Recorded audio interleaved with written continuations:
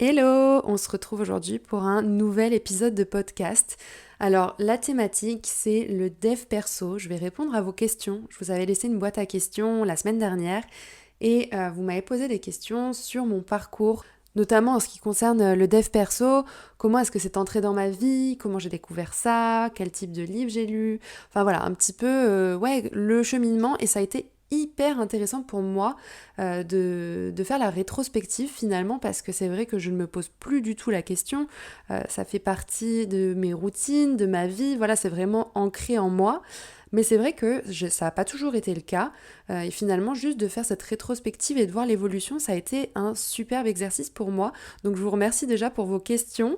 Donc voilà, on va entrer dans le vif du sujet. Comme je vous le disais, ça n'a pas toujours fait partie de ma vie. Je pense que c'est réellement entré dans ma vie à l'époque où j'étais en études, donc j'étais à la fac, je pense entre mes 19 et 20 ans. Ça a dû apparaître à ce moment-là où j'étais en DUT à l'époque, Tech Deco pour ceux qui connaissent, mais rien à voir, c'est-à-dire que c'était pendant mon temps libre, parfois les week-ends je me rappelle, je vivais seule dans mon petit appart d'étudiante, et quand j'avais un petit moment pour moi et qu'il faisait pas beau, que je sortais pas ou que j'allais pas faire la fête ou quoi avec mes potes, c'est vrai que j'aimais bien trouver des occupations, des choses qui me faisaient du bien.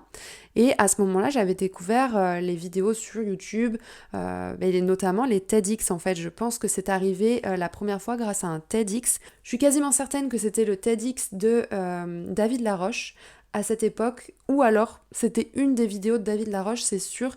Ça a été le premier les premières vidéos sur lesquelles je suis tombée à l'époque et où j'ai commencé à m'intéresser un petit peu plus à ce qui se faisait et ce qui se racontait en termes de dev perso.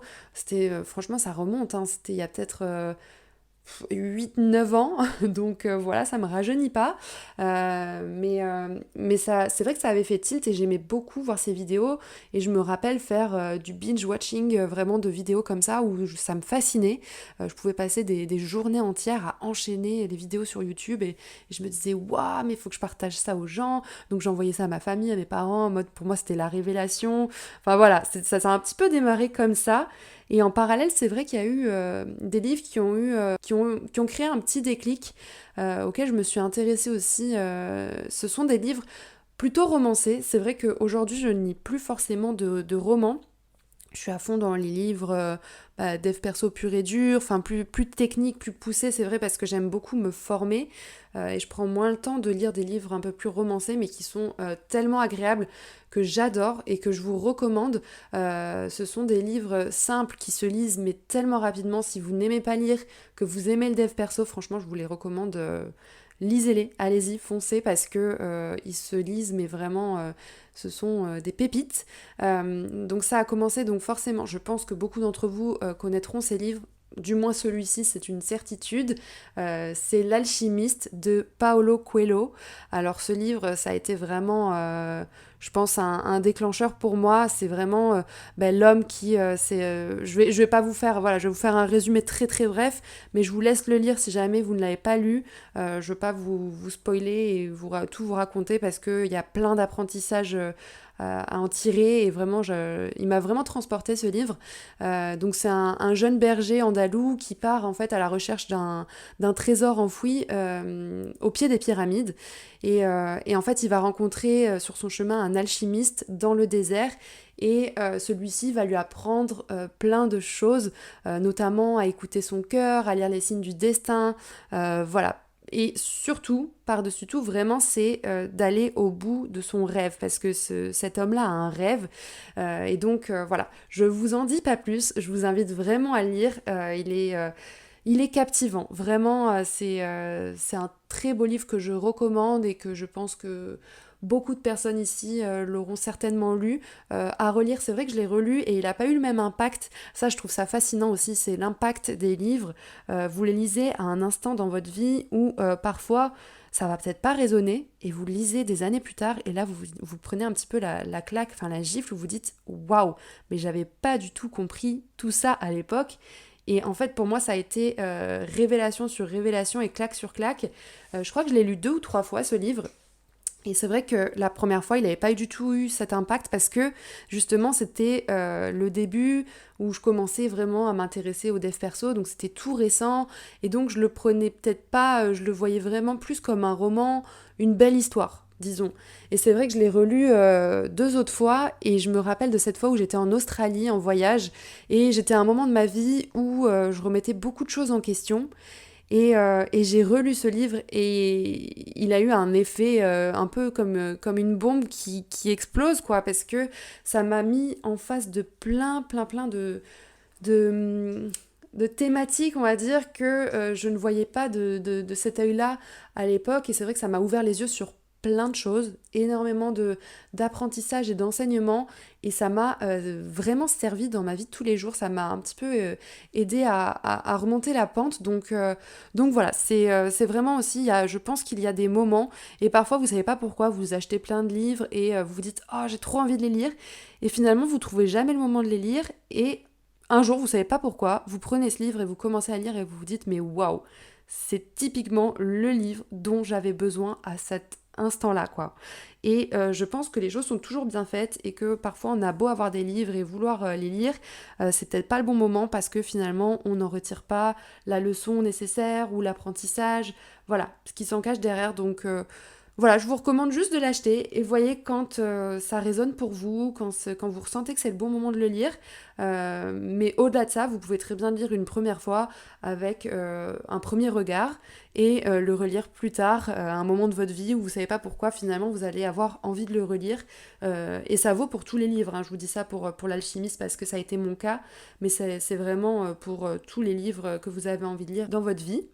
Ensuite, il y a eu L'homme qui voulait être heureux.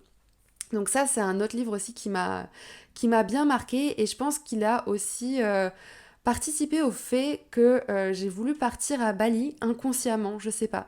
Parce que je sais que depuis toute petite, je voulais partir sur Bali, je savais pas vraiment pourquoi. Et, euh, et finalement, en repensant à ce livre, je me dis, ah, peut-être que ça a été un déclencheur et que ce livre m'a mené aussi sur l'île de Bali, je sais pas. Mais c'est vrai que ce livre a été fascinant aussi pour moi. C'est l'histoire d'un jeune homme qui part justement donc en vacances à Bali et qui décide quelques jours avant son départ en fait de faire appel, de rencontrer un guérisseur. Et il va recevoir énormément de révélations de cette personne, de ce vieux sage, et ça va complètement chambouler et bouleverser sa vie. Et alors, pareil, ça a été un livre qui m'a tellement aidée dans ma compréhension des choses, du monde. C'est vrai que c'est plein de... Enfin, je vous laisse pareil, je veux pas vous spoiler, je veux pas vous raconter le livre parce que il se découvre, il se vit, et c'est vraiment... je trouve que c'est magique en fait l'effet que le livre peut avoir sur nous, juste à travers une histoire, l'histoire d'un jeune homme comme ça, qui a des révélations et qui apprend des choses de sa vie en fait. Et quand vous transposez un petit peu cette histoire à votre histoire personnelle, vous dites waouh! Et voilà, ce sont 3 livres vraiment qui ont eu un peu ce même effet sur moi, principalement ces 2 premiers. Donc je vous les recommande. Je vous ai peut-être pas dit, je vous avais dit L'Alchimiste de Paolo Coelho, L'homme qui voulait être heureux de Laurent Gounel. Voilà, ce sont les 2 premiers livres qui ont vraiment participé à ce premier pas pour moi dans le dev perso. Et il y en a eu un troisième que j'ai lu, je pense, un tout petit peu plus tard, qui était Ta deuxième vie commence quand tu comprends que tu n'en as qu'une, de Raphaël Giordano.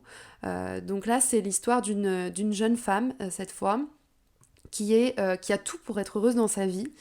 Pareil, elle a un travail, un mari, des enfants, et vraiment, elle est comblée, mais malgré tout, elle se sent complètement perdue.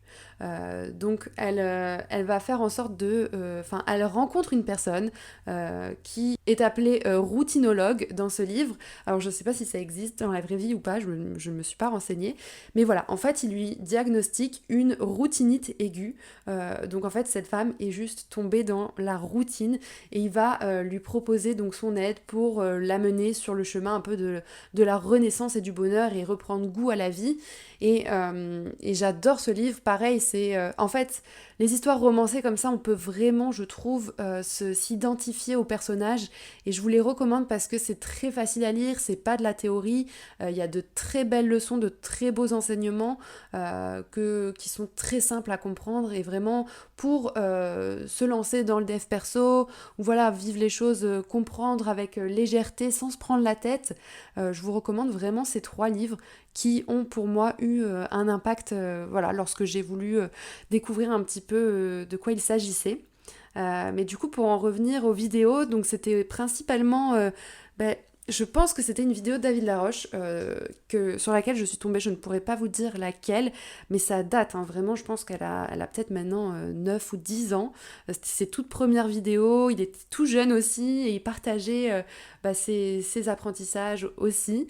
Et, euh, et c'est vrai que j'étais fascinée par son mode de pensée, enfin voilà, donc du coup, de fil en aiguille, j'ai commencé à faire des recherches, à regarder encore plus de vidéos, à tomber sur les TEDx, et alors là, je les ai poncés, les TEDx, j'en ai vu, mais je pense des centaines et des centaines, ça me fascinait, en français, en anglais, enfin voilà, c'était vraiment, vous trouvez plein de sujets, vraiment, je vous les recommande, c'est tellement pertinent.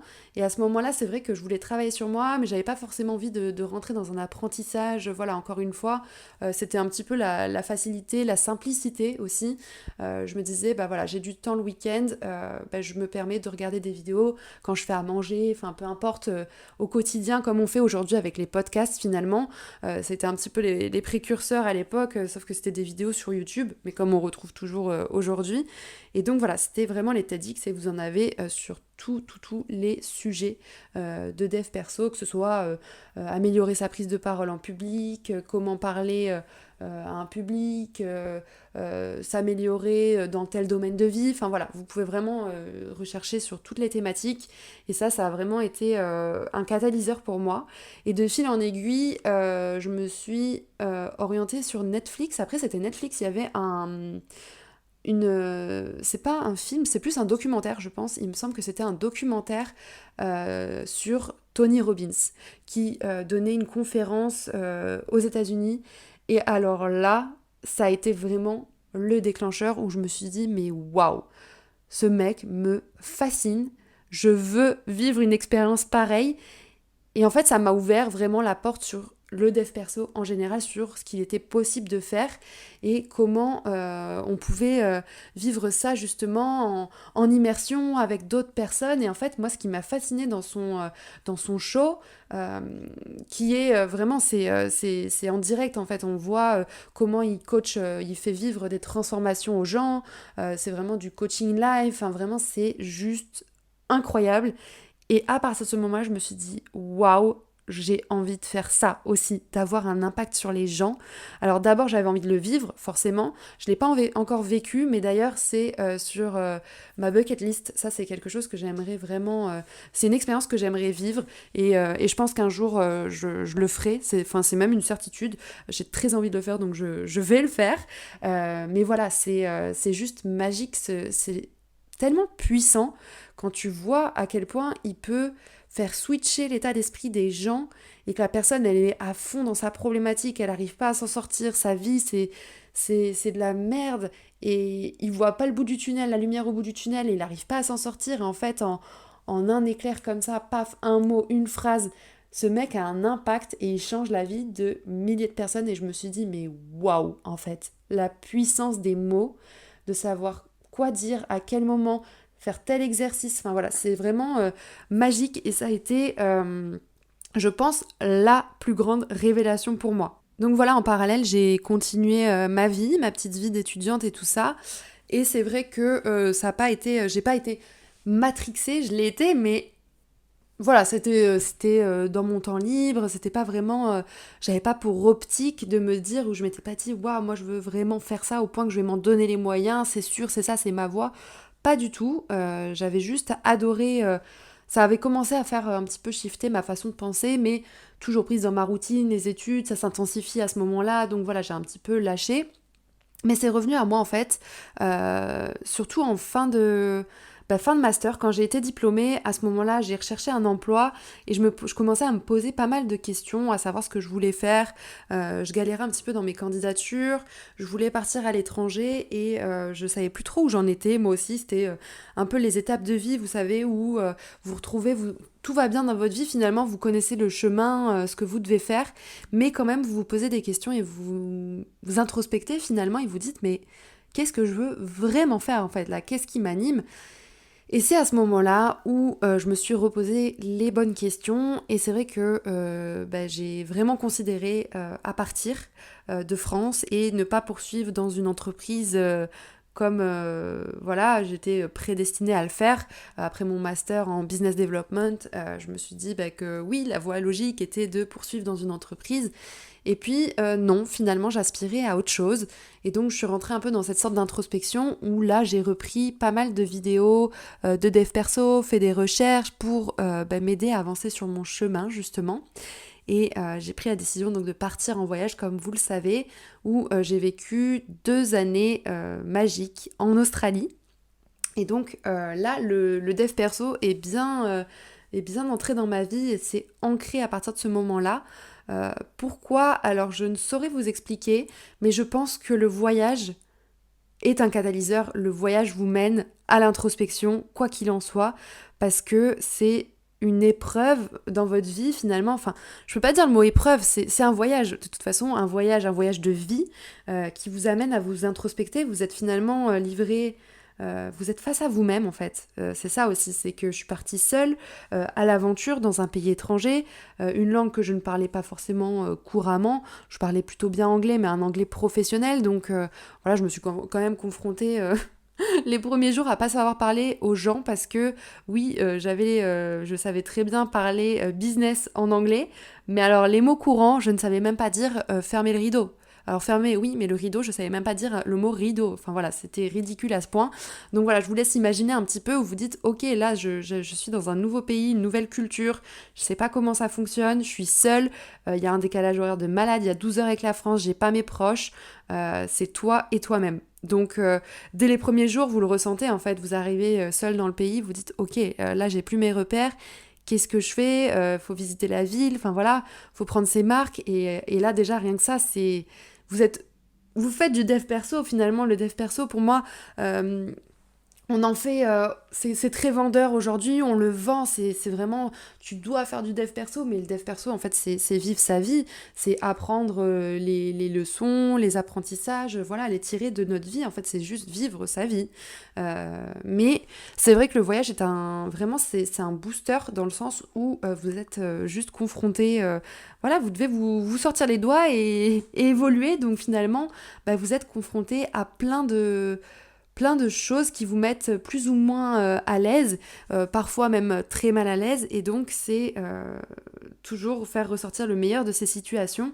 Et c'est vrai que moi, le voyage, ça m'a énormément aidé dans mes relations aux autres, dans mon apprentissage d'une langue, enfin voilà, ça a été à plein de niveaux en fait. Il y a eu plein de phases dans mon voyage en Australie où je suis revenue en introspection profonde, où ça m'a ramenée face à moi, où j'ai dû vraiment aller me poser les questions et savoir ce que je voulais parce que il y a des moments où vous êtes au plus bas et c'est vrai que tout va beaucoup plus vite en fait.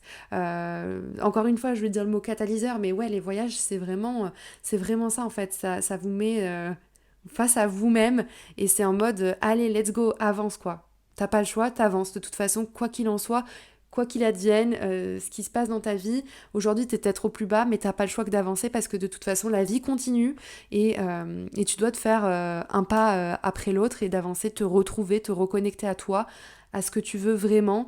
Donc voilà, il y a eu plein de phases comme ça, donc d'introspection. Puis une fois que j'en suis sortie, en fait, après ce voyage-là, j'ai eu une très très grosse phase d'introspection. Mais c'est pareil, en fait, on en revient toujours à cette même problématique, je pense, que c'est à un moment dans notre vie où l'on sent que ça ne va pas, que l'on a tout pour être heureux et heureuse, et que finalement il nous manque un truc, il y a une chose qui n'est pas là, et que on recherche profondément et on se dit mais punaise, là j'ai tout, et pourtant je ne suis pas heureuse. Et qu'est-ce qu'il me manque finalement? C'est quoi cette chose que je recherche mais qui n'est pas là aujourd'hui? Et j'ai connu ça à la fin de mon voyage en Australie, quand j'en ai vraiment eu marre. J'avais tout, j'avais un boulot, je gagnais très très bien ma vie, j'avais des amis, j'avais un appart, j'avais un copain. Vraiment, c'était la vie parfaite. Et pourtant, je n'étais pas heureuse dans cette vie-là. Et c'est à ce moment-là où j'ai écouté énormément de podcasts. C'était Chloé Bloom qui m'accompagnait dans mon boulot. Je travaillais donc dans les mines, je pense que vous le savez maintenant, mais voilà, c'était quand même 12 heures de travail par jour. Donc t'es seule, pareil, face à toi-même. Donc qu'est-ce que tu fais dans ces moments-là ? Dieu merci, j'avais les podcasts. Et donc il y a eu Chloé Bloom qui a été un petit peu le déclencheur, où elle a commencé à parler de dev perso, et donc je m'y suis encore plus intéressée. C'est revenu dans ma vie puissance 1000 à ce moment-là. Et puis il y a eu plein d'autres podcasteurs, Alex Viseo aussi, qui était dans l'entrepreneuriat, que j'écoutais, qui m'inspirait énormément, qui parlait de voyage mais en même temps de vivre sa vie. Enfin voilà, c'est vrai, ça faisait partie vraiment de ma vie au quotidien. Et donc là, je suis rentrée dans cette introspection profonde à me dire, mais qu'est-ce que tu veux finalement ? Qu'est-ce qui te manque ?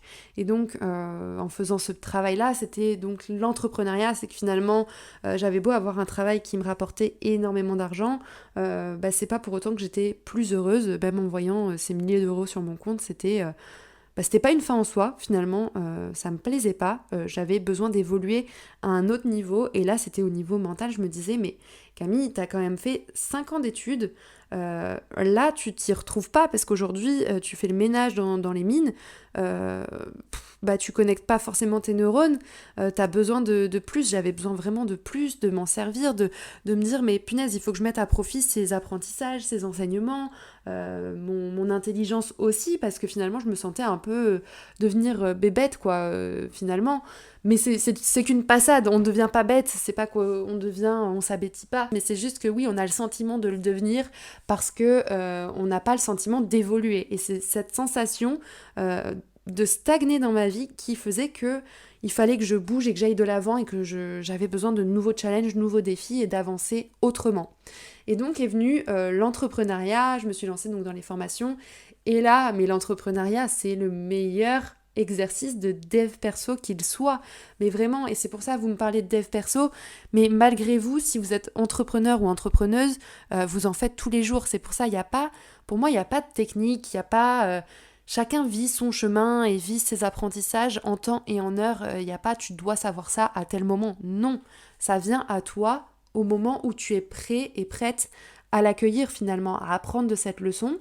Et donc, pour moi, l'entrepreneuriat a été aussi un déclencheur énorme, où en fait, au départ, pour moi, c'était un petit peu tout beau, tout rose. On me l'avait bien vendu, et je me suis dit, génial, ça va être super. Je vais pouvoir vivre grâce à mon téléphone, à des choses qui me passionnent en plus, mettre mes compétences à profit, aider les autres, c'est super. Je vais pouvoir vraiment m'épanouir. Et puis, je me suis lancée, et 3 mois plus tard, à la fin de ma formation, j'ai dû faire face à tous mes blocages, mes peurs et mes doutes. Et ça a été vraiment une très grosse épreuve pour moi, où je me suis dit, waouh, je ne vais pas y arriver. Vraiment, je vais pas m'en sortir. Et c'est à ce moment-là où deux choix s'offrent à toi, finalement. C'est qu'est-ce que tu as envie de faire ?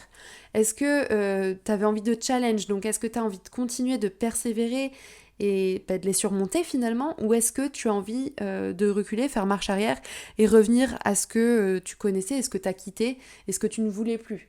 Donc le choix a été très vite fait. Pour moi, c'était d'avancer, c'était une certitude, mais malgré tout, on a beau vouloir aller vite, vouloir surmonter nos peurs et avancer, quand on est seul et qu'on se retrouve face à ça, on est parfois démuni. Je me disais, mais qu'est-ce que je vais faire ? Comment je vais faire ? J'en parlais, j'avais de la chance, mon entourage était quand même vachement à l'écoute, et j'en parlais à mon père, et je lui disais, mais j'ai peur, enfin je comprends pas, j'arrivais même pas à publier, à ouvrir mon compte Insta, tellement j'avais peur du retour des gens, du jugement des autres. Enfin vraiment, c'était l'horreur, que ça m'a tellement pétrifiée que je suis restée dans cette position pendant 3 mois complets avant de réussir à en sortir. Et ça a été vraiment l'enfer pour moi, où je me suis retrouvée comme ça, tétanisée à pas pouvoir avancer.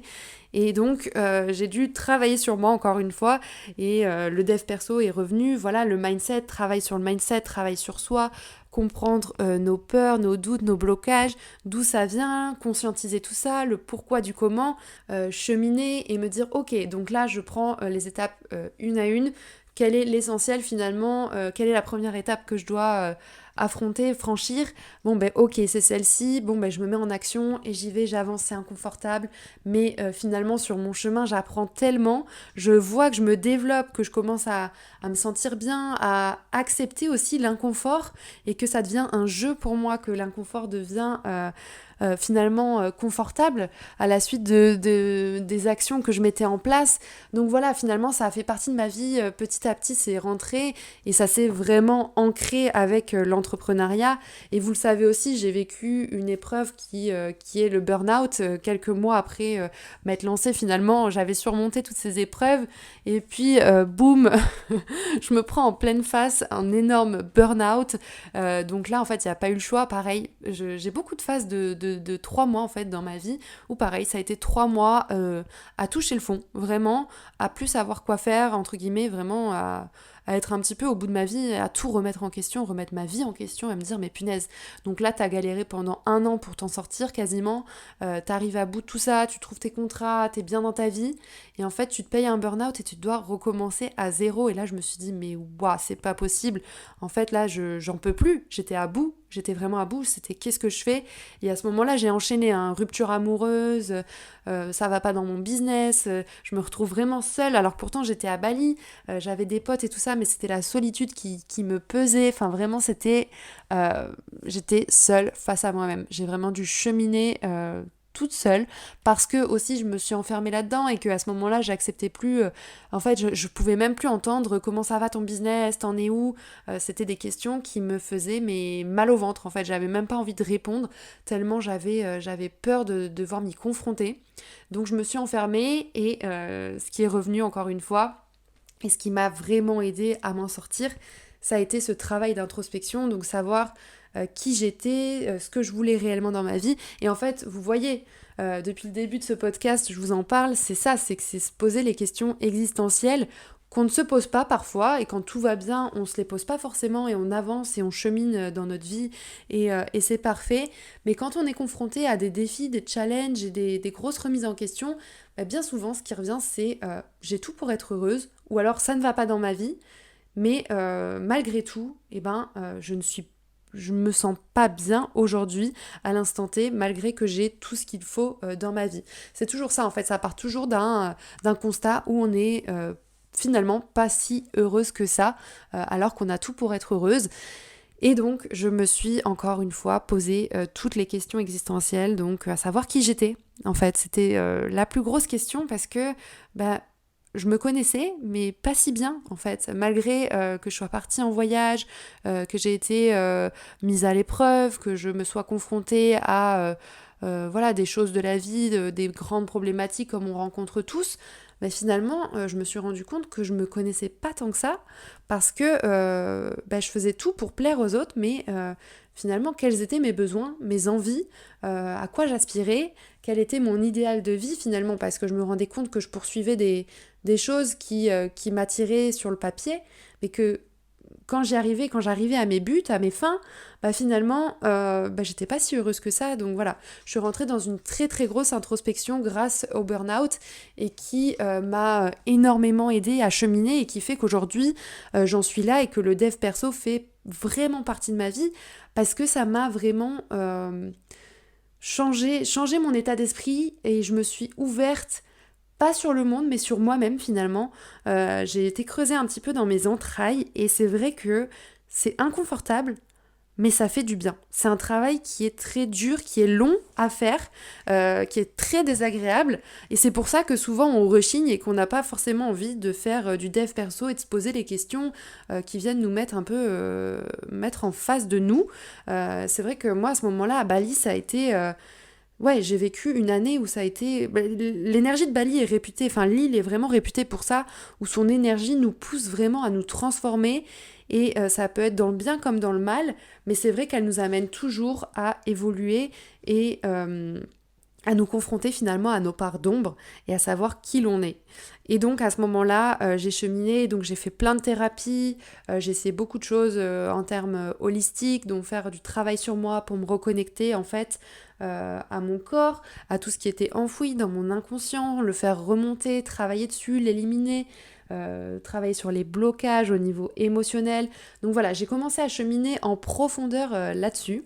Et c'est vrai que ça a vraiment changé ma vie. Donc en fait, pour moi, c'est un petit peu comme peler les couches de l'oignon. Je me vois un peu comme un oignon où petit à petit, couche après couche, j'ai pu me révéler et me connaître finalement, me connaître profondément et sincèrement et savoir quelles étaient mes envies, mes attentes, ce que je pensais, être beaucoup plus clivante et finalement ça m'a amené à prendre confiance en moi parce que en te connaissant et en étant campée un petit peu dans tes positions, en étant plus clivante, en disant ce que tu penses, en t'affirmant finalement dans ton quotidien. Il faut savoir que moi j'étais à la base une très très grande timide qui était, on peut considérer comme people pleaser parce que finalement on me posait la question qu'est-ce que tu veux toi?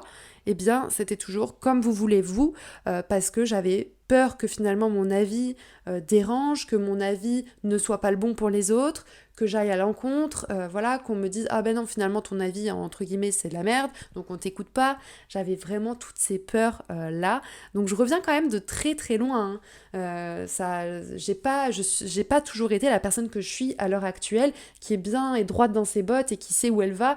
Et malgré tout, j'ai quand même un manque de confiance en moi parfois, ça m'arrive. Je suis loin d'être parfaite et j'ai pas atteint la version parfaite de Camille qui va très bien dans sa vie. Bien sûr que non, de toute façon le dev perso pour moi c'est le travail d'une vie. Voilà, ça nous poursuivra jusqu'à notre mort. On est là pour évoluer de toute façon en tant qu'être spirituel incarné dans la matière et sur cette terre. Donc voilà, mais pour en revenir au dev perso, il ne faut pas non plus se prendre la tête avec ça, du style il faut que je sois là dans tant de temps, il faut que j'ai compris ci, que j'ai compris ça. Chacun va à son rythme, chacun comprend ce qu'il a à comprendre en temps et en heure, et en fait c'est juste le chemin, les épreuves de la vie auxquelles nous sommes confrontés qui font que on a des prises de conscience, on évolue, on grandit, on change, on shift nos perspectives, et il faut l'accepter, voilà, et il n'y a pas besoin de se comparer, surtout ne jamais se comparer au chapitre des autres, parce que il y a des choses que par exemple je peux avoir que je peux comprendre aujourd'hui à mon âge, qu'une personne de 50 ans ne comprend pas, et vice-versa, elle a compris énormément de choses que je ne comprends pas, ou que je n'aurais pas comprises à son âge. Enfin voilà, c'est vraiment, il faut se sortir de la tête qu'il y a des choses, un but à atteindre, il n'y en a pas. Mais juste être ouvert dans le fait d'accueillir que nos épreuves sont là pour nous apprendre des choses, des leçons, pour nous aider à évoluer et faire en sorte d'avancer en fait avec ces épreuves et ces apprentissages, et qui sont là aussi pour notre bien, pour faire en sorte qu'on puisse mieux accepter les choses et les circonstances finalement de ce que l'on vit.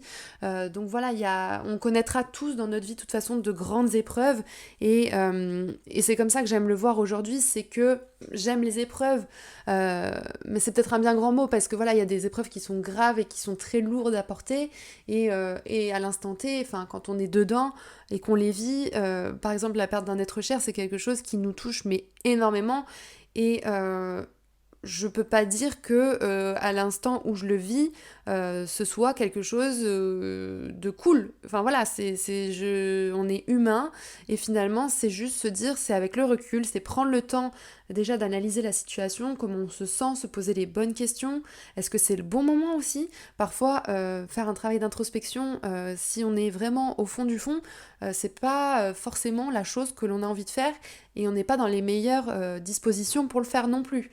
Donc voilà, chaque chose en son temps, et quand on vit une épreuve, c'est juste, pour moi en fait, c'est là où on grandit énormément, c'est quand on arrive à sortir de l'histoire qu'on se raconte, dans laquelle on s'est un petit peu emmuré. C'est réussir à avoir une perspective un petit peu extérieure, à prendre du recul sur les situations et à réussir à l'analyser différemment, voilà, avoir d'autres perceptions, d'autres visions de cette épreuve, et de réussir à en tirer des apprentissages. Alors, comme je vous le disais, c'est pas toujours facile, ça prend du temps, parfois ça peut prendre des années, parfois c'est plus rapide, ça peut prendre quelques jours, ça peut prendre des semaines. Voilà, encore récemment j'ai vécu une épreuve, vous le savez, je suis quand même revenue en catastrophe en France, je vous en parlerai en temps et en heure encore une fois. Mais c'est vrai que cette épreuve-là, je pense que je n'aurais jamais pu la surmonter aussi rapidement et facilement, entre guillemets, grand guillemets, qu'aujourd'hui si je n'avais pas entrepris ce chemin dans le dev perso, dans la formation, dans le coaching, parce que je n'aurais pas eu les outils. En fait, il est aussi nécessaire d'avoir les bons outils pour évoluer, parce qu'on ne peut pas faire ça n'importe comment non plus. On a des traumas, on a tous un passif, on a des réactions qu'il faut prendre en considération, il y a de l'émotionnel qui se joue, enfin voilà, il y a le subconscient, il y a beaucoup de choses qui peuvent remonter, et quand on vit des traumas, en fait, ça réveille, c'est un petit peu le séisme qui, avec ses secousses, qui vient tout faire trembler et qui réveille un peu tout en nous. Et donc, oui, c'est beau et c'est vendeur le dev perso, et quand on arrive à maîtriser ces outils, bah, c'est magique parce que ça permet d'avancer dans sa vie et d'aller plus loin et d'aller de voir vraiment les choses d'un meilleur angle. Mais voilà, c'est pas une fin en soi. Je veux dire, si aujourd'hui vous êtes dans une situation où vous avez l'impression que vous n'arrivez pas à vous en sortir, eh bien, c'est complètement ok de la vivre. Ça passe par une phase d'acceptation dans un premier temps, avant de vouloir sortir ses plus beaux outils de dev perso et d'aller chercher les dernières méthodes miracles pour avancer dans sa vie. Déjà, il faut, voilà, il y a certaines étapes, il faut savoir accepter aussi les épreuves que l'on vit, et c'est après, avec le recul seulement, que l'on peut se permettre d'avancer et de cheminer dans notre vie. Mais voilà, donc il n'y a pas de course au dev perso. C'est vrai que avec l'entrepreneuriat notamment, on le voit en ce moment sur les réseaux sociaux, c'est à fond dev perso, mindset, tout ça. Oui, c'est génial, mais voilà, il n'y a pas de course, il n'y a pas de point d'arrivée de toute façon. Il n'y a que les épreuves et les leçons que l'on en tire. Chacun les vit à son rythme, chacun avance comme il peut avec les outils qu'il a à l'instant où il les a. Et donc voilà, c'était un petit peu ce que je voulais vous partager par rapport au dev perso. Et encore une fois, voilà, ce que je vous ai pas partagé, c'est que récemment, il y a quelques mois, je me suis inscrite à l'école. Bah, si vous me suivez sur Instagram, vous le savez, mais je fais partie maintenant de l'école de la session 6 de l'école de l'EDEC, où bah, la boucle est un peu bouclée pour moi. Franchement, si on m'avait dit ça il y a quelques années, je n'y aurais jamais cru. Mais aujourd'hui, donc je me forme auprès de David Laroche au coaching pour justement faire passer mes coachings à un niveau supérieur. Et je trouve ça juste magique. C'est vrai que quand on rentre dans les outils de coaching pur et dur qui nous permettent de vraiment shifter notre perception des choses et d'avancer dans notre vie et de voir le positif d'une situation et de réussir à se défaire de nos traumas, nos croyances limitantes, nos peurs, nos doutes, nos blocages, c'est vrai que c'est magique et c'est ce qui a fait que finalement mon cheminement m'a emmené, et c'est vrai que quand on retrace mon parcours, c'était logique et c'est très pertinent que j'en arrive là, et c'était un petit peu... ouais, voilà, c'est un beau parcours finalement, et c'est pour ça que tous les parcours sont beaux et que je vous invite vraiment à faire votre introspection aussi, savoir un petit peu quelles ont été les épreuves auxquelles vous vous êtes confrontés dans votre vie, quels sont les choix que vous avez faits, où est-ce que vous avez réussi à écouter votre cœur, où est-ce que vous vous êtes senti bien dans votre vie, où est-ce que vous aviez tout et finalement vous vous sentiez pas forcément bien dans votre vie. Tout ça, ce sont des questions que l'on peut se poser si on a envie d'y réfléchir, pour voir un petit peu le cheminement qu'on a fait et où est-ce que ça nous mène aujourd'hui. Finalement, c'est vrai que moi j'adorais la psychologie, enfin je suis une grande fan de psychologie, de neurosciences, voilà, de tout ça. Mais pour autant, j'ai pas fait des études dans la psychologie, quand bien même j'avais certaines aptitudes à ce niveau-là déjà à l'époque. Non, pas du tout. Et finalement, j'ai choisi la voie beaucoup plus orientée business. Voilà, j'ai fait quand même un master en business development. Ça n'a rien à voir avec la psychologie ou quoi. Mais finalement, on retombe toujours sur ses pattes. Et c'est vrai que ce qui me fascinait depuis le début, depuis des années, finalement, fait qu'aujourd'hui, j'en fais mon métier et j'en suis très heureuse, et ça m'a mené là où j'en suis aujourd'hui et de pouvoir proposer en fait des coachings et accompagner les personnes dans leur développement et surtout leur reconnexion en fait à elles, parce que c'est ça, tout part de soi en fait. À la base, c'est juste revenir, le dev perso, c'est revenir à soi, à ce qui compte vraiment pour nous et à ce que l'on veut et ce que l'on souhaite mettre en place dans notre vie et comment on souhaite vivre. Et finalement, c'est se débarrasser de toutes les injonctions, de tout ce qu'on nous dit de faire, de tout notre conditionnement, de ce qu'on nous a appris, notre éducation, voilà, tout notre environnement finalement qui nous a un petit peu formaté, c'est se poser les bonnes questions. Pour moi, ce serait ça, je le résumerai, le dev perso, c'est savoir se poser les bonnes questions au bon moment. C'est ce que tu veux, comment tu le veux, et t'écouter toi en fait, revenir dans ton cœur et savoir ce qui te fait réellement vibrer. Et on n'a qu'une vie en fait sur cette terre, on n'en a qu'une, peut-être qu'on en a plusieurs, voilà, si vous croyez en la réincarnation, j'en sais rien, mais toujours est-il que là, aujourd'hui, on a peut-être 80-90 ans devant nous, pour les plus chanceux, donc c'est vous poser les bonnes questions. On a peut-être entre 20 et 30 ans, si vous m'écoutez, peut-être plus, mais c'est se poser la question, qu'est-ce que vous voulez faire des années qui vous restent à vivre finalement? Si tout est possible demain, qu'est-ce que vous voulez faire de votre vie? Comment est-ce que vous la voyez?